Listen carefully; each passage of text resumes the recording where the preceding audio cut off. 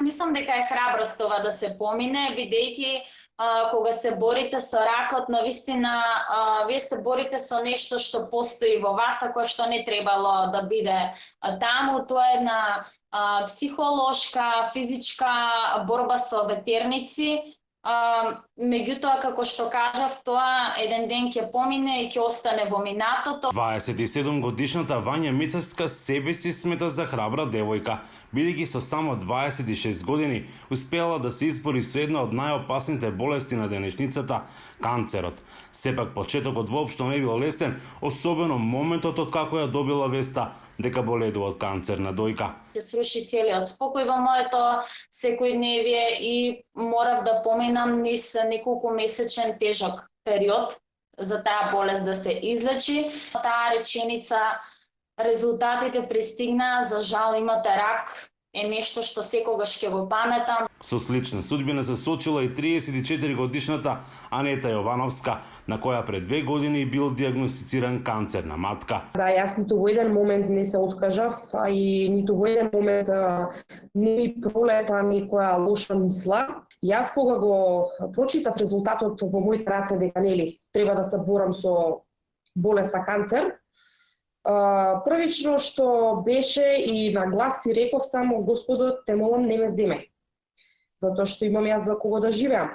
Им требам на тие мои два ангела, на моите дечиња. И за двете следувале тешки и долги денови. Вања била изложена на 8 циклуси хемотерапија, додека Анета на 4 циклуси и 25 зрачења. Јас кога почна косата да ми паѓаше 4-5 дена и реков на мајка ми: истрижи ме, затоа што косата беше насекаде во нашиот дом, но косата навистина многу брзо расте. Додека да почувствувате, таа веќе пораснала, еве и сега си ја носам гордо својата сопствена коса. Јас толку бев храбра, воопшто не се срамев што, нели, ете, косата падна, трепки, веги, све паѓа.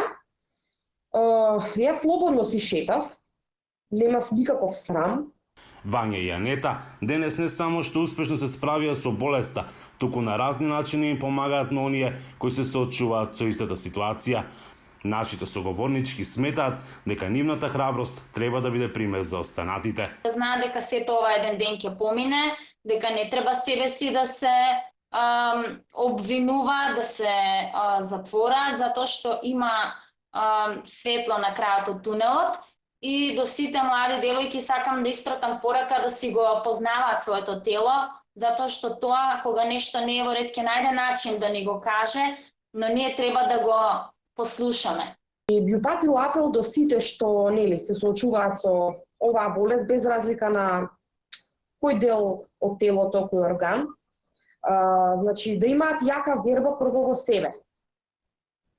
Да не ја губат таа верба, да не дозволат психата да ги надвладее, затоа што таа е најголемиот непријател на болеста. Од Охрид за Гласот на Америка, Мики Трајковски.